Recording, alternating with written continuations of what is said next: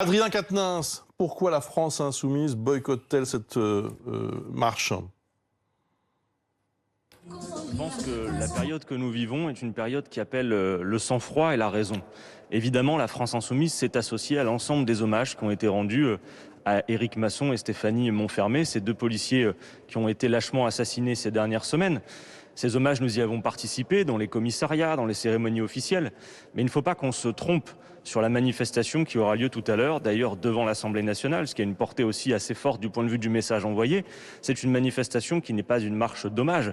C'est une manifestation appelée par des organisations policières, c'est leur droit, mais qui porte un certain nombre de revendications. Et ces revendications, Bruce Toussaint, eh bien, la France insoumise n'est pas en accord avec ces revendications. Il y a notamment le fait de faire une sorte de pression sur l'institution judiciaire, en voulant renforcer finalement la répression de ceux qui s'en prennent aux policiers. Et moi, je le dis, dans la loi, il y a déjà, si tant est qu'elle soit appliquée en effet, des dispositions qui sont extrêmement dures. Regardez par exemple le meurtre d'un policier, le code pénal, et c'est bien ainsi, propose quelque chose, une peine qui est de la réclusion criminelle à perpétuité. Donc qu'est-ce qu'on veut de plus? Pourquoi veut-on aller encore au-delà? Ce que nous disons à l'inverse, c'est que nous avons formulé, je le crois et je le dis, plus de propositions effectives pour renforcer la police, pour réhabiliter le rôle de gardien de la paix, pour changer de doctrine dans la police républicaine et de manière plus efficace que toutes les personnes qui vont en quelque sorte participer, à mon avis aujourd'hui, je parle là des politiques, à une sorte d'instrumentalisation, notamment des personnes qui sont décédées, ce que nous ne souhaitons pas faire. Et je demande aux policiers républicains qui nous entendraient, malgré le caractère parfois outrancier, agressif des attaques contre la France insoumise de la part de certains syndicats de police, d'entendre nos propositions. Voilà, jugez-nous sur ce que nous proposons pour la police. Nous disons qu'il faut renforcer les formations, les écoles, réhabiliter une police de proximité. J'entends vos arguments, vous parlez du fond, mais vous le savez aussi, une manifestation, surtout dans un tel climat, c'est aussi un symbole. Et aujourd'hui, cette manifestation, elle est réduite quasiment à une question très simple, êtes-vous pour ou contre la police? Et en n'y allant pas, vous vous mettez dans cette catégorie-là.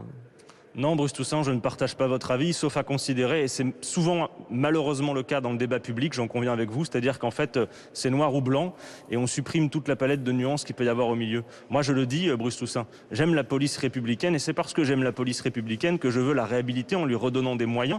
Nous avons été les premiers, souvenez-vous-en, et d'ailleurs sans le soutien des organisations policières, ni d'ailleurs des députés de La République En Marche, à demander par la voix d'Alexis Corbière, par exemple, une commission d'enquête sur les causes des suicides dans la police.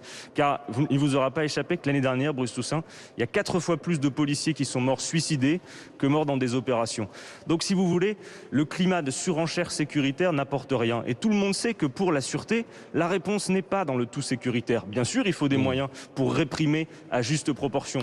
Mais on parle assez peu de la prévention et de tout ce qu'on peut faire en amont. Il n'y a pas d'ordre public possible, par exemple, sans justice sociale. Et enfin, Bruce Toussaint, la manifestation a pris une autre tournure.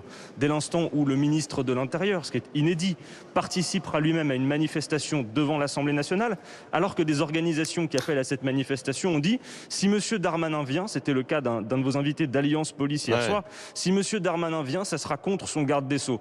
Et il va le faire avec les amis de Mme Le Pen qui sont ici présents. Tout ça participe d'une confusion. Vos réponses. Je ne suis pas très étonnée que la France insoumise ne participe pas, en tout cas, à cet hommage et ne vienne pas avec nous pour saluer les policiers qui seront devant l'Assemblée nationale. La France insoumise n'est pas très à l'aise avec l'autorité, avec l'ordre. Il n'aime pas trop la police. Je me rappelle de Jean-Luc Mélenchon qui avait qualifié les policiers de barbares. Donc je l'entends, moi je le regrette, parce que je trouve que c'est un signal très fort que nous devons envoyer à nos policiers à un moment où c'est compliqué pour eux, où il y a eu des drames ces dernières semaines et où nous devons être là pour les soutenir. C'est une manifestation pour la République cet après-midi. C'est la raison pour laquelle les élus doivent être présents et que je regrette que la France insoumise ne participe pas. Monsieur Jacobelli ? Oui, effectivement, ils sont plus souvent présents dans les manifestations de la famille Traoré qui vient accuser la police de tous les maux. Ils sont présents dans toutes les manifestations où on crie qu'il faut tuer les policiers ou pire que les policiers, ou aussi que les policiers sont racistes. Ils veulent désarmer la police. Vous savez, derrière le discours pesé de Monsieur Quatennens se cache une réalité sordide. La France insoumise aujourd'hui fait de l'électoralisme dans certaines banlieues, proche de certains communautarismes qui attaquent aussi la police. Il a choisi son camp par opportunisme électoral et il a lâché la police républicaine. C'est dangereux de la part d'un parti politique représenté à l'Assemblée nationale. Adrien Quatennens, je vous laisse répondre à ce qui vient d'être dit en plateau. J'ai pas très envie de répondre aux attaques des tartuffes du Rassemblement national. Vous savez, on pourrait parler, y compris en matière d'enquêtance avec l'islamisme politique, du fait que, par exemple, ce sont des amis de Madame Le Pen qui ont manifesté avec les amis du collectif Cheikh Yassine, qui a été mis en cause dans des attentats récents. Ce sont des anciens amis de Madame Le Pen qui avaient été négociés en Syrie avec Lafarge, le cimentier. Bref, vous savez, ce sont même d'ailleurs les amis de Madame Le Pen qui ont armé Amédi Koulibaly. Vous voyez, donc pour tout vous dire, donc si vous voulez les leçons du Rassemblement national, mais moi encore une fois, je prends les policiers à témoin et j'entends que dans ce brouhaha général, ça soit compliqué. Quand nous disons, par exemple, quand Jean-Luc Mélenchon, il faut que la police soit aussi désarmée que possible, il ne dit pas il faut désarmer la police. Mais il y a plus de discours de raison possible. On ne peut pas, par exemple, parler du fait que dans certains pays d'Europe, les doctrines employées sont différentes. Moi, j'interroge. Il y a encore quelques semaines, Bruce Toussaint, devant l'Assemblée nationale, quand on discutait de la loi climat, quelques jeunes, une poignée, qui venaient manifester, étaient empêchés de le faire et étaient verbalisés. Est-ce que ce sera le cas des policiers aujourd'hui qui sont rassemblés devant l'Assemblée? Est-ce qu'il y aura du gaz prévu, des gaz lacrymogènes? La dernière fois qu'il y a eu un rassemblement populaire devant l'Assemblée nationale, ça s'appelait les Gilets jaunes et il y avait des personnes qui se sont retrouvées devant l'Assemblée avec des mains arrachées. Donc un peu de raison. Ce à quoi nous appelons, c'était une refondation républicaine de la police. Et je le dis et j'en termine là, les propositions de la France insoumise, n'en déplaise à vos invités, sont plus efficaces que les génuflexions, les petites démonstrations politiques qui seront faites aujourd'hui dans un moment qui appelle à la raison et au sang-froid.